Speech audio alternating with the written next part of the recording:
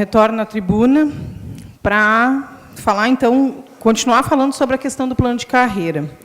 Bom, primeiro, que não há um prazo para que se veja essa distorção que, no olhar do Tribunal de Contas, pode haver na questão das gratificações que alguns professores recebem, né, por tempo de serviço, por gratificação por direção, enfim.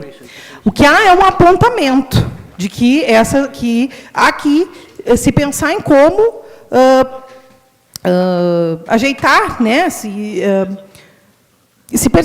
verificar como se fazer para que não se tenha essa falha ali. Mas não se tem um prazo, né? Isso aí tem um apontamento, novamente teve um apontamento, mas uma coisa importante, isso nunca foi, por exemplo, discutido com quem deveria ser discutido.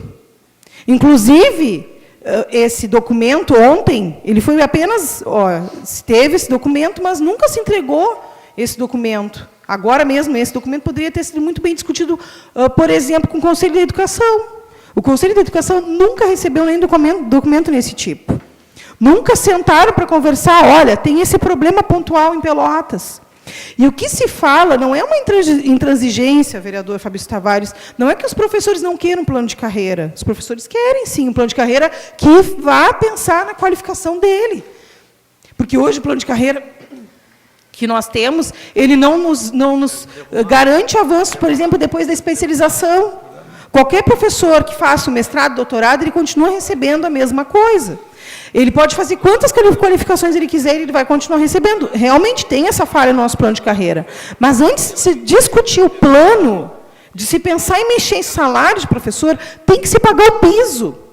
Tanto é que todos os professores que estão hoje ingressando na Justiça estão recebendo o piso e estão aumentando o seu salário. E nenhum juiz apontou que há irregularidade nisso. Então, é uma prerrogativa, sim, do município, primeiro pagar o piso, que é lei federal. Precisa ser pago o piso para depois discutir plano.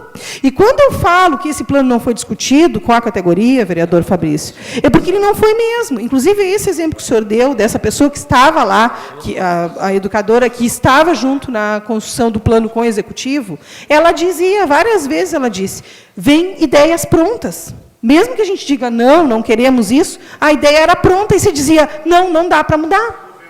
Então, o que se espera é que haja, sim, um diálogo honesto.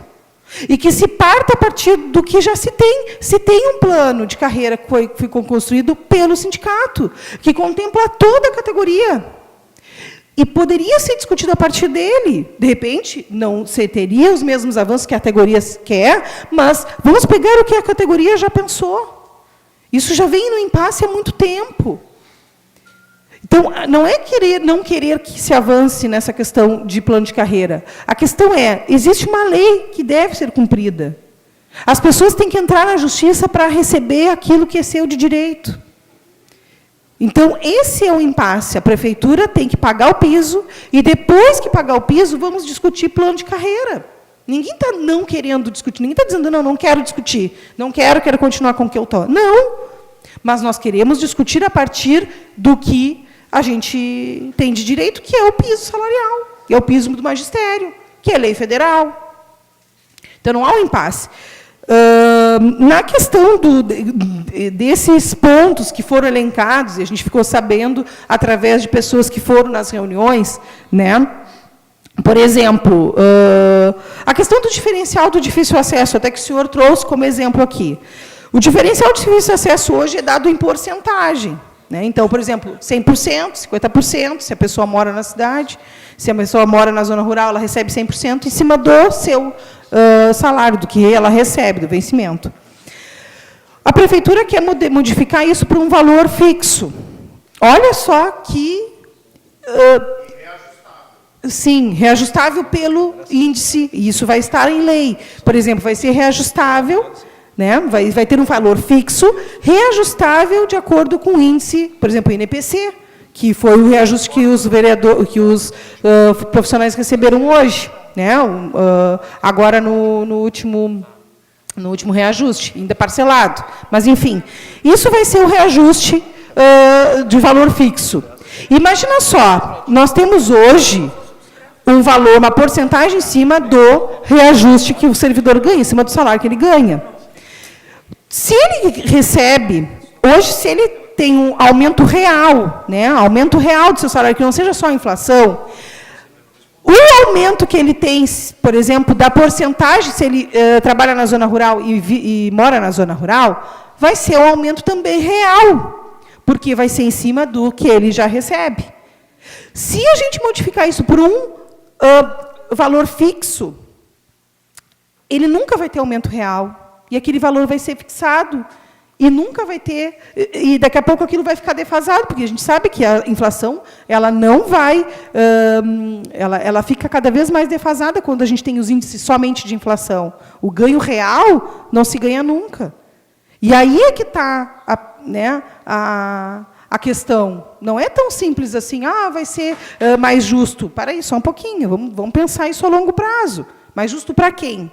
Para a prefeitura que vai poupar, que já vai determinar, olha, vai ser pelo índice NPC. E não achorem mais por causa disso. E a gente sabe que os servidores municipais hoje ganham pouquíssimo, gente. É um dos piores salários que tem de prefeituras. Eu entro e saio de servidor porque ninguém aguenta trabalhar em Pelotas. Professor, o que entra e sai. Professores adoecendo, vereador Fabrício Tavares. Professores adoecendo, porque eles têm que trabalhar 60 horas.